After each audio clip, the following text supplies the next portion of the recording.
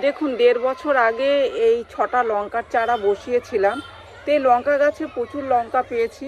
তো এখন গাছে লঙ্কা আর হচ্ছে না, বেশ কয়েকটা লঙ্কা রয়েছে, এগুলোও আমি তুলে নেব। আর দেখা যাচ্ছে যে আবার ফুল আসছে, কিন্তু ঘাসও হয়েছে প্রচুর। এই ঘাসগুলো তুলে ফেলে তারপরে খুঁচিয়ে খাবার দিয়ে দেবো। আমি সর্ষের খোল ভিজিয়ে রেখেছি, সাথে গোবরের সারও ভিজিয়েছি।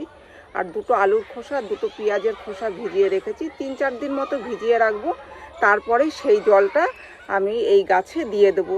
তো গাছগুলো অনেক পুরনো হয়ে গেছে, প্রচুর লঙ্কা পেয়েছি, কারণ ঠেকার কাজ চলেই যায়। এই লঙ্কা গাছ থেকে যখনই মনে ইচ্ছে হয়েছে যে লঙ্কার প্রয়োজন হচ্ছে, তো তখনই এসে কিন্তু লঙ্কা তুলে নিয়ে গেছি।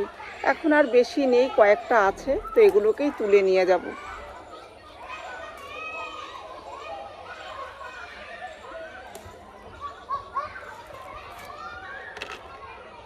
এই যে একটা পড়ে রয়েছে, এটা শুকিয়ে গেছে, শুকিয়ে পড়ে গেছে। তো এই কটা লঙ্কা আজকের মতো পেয়েছি, তো নিয়ে যাচ্ছি এটাই।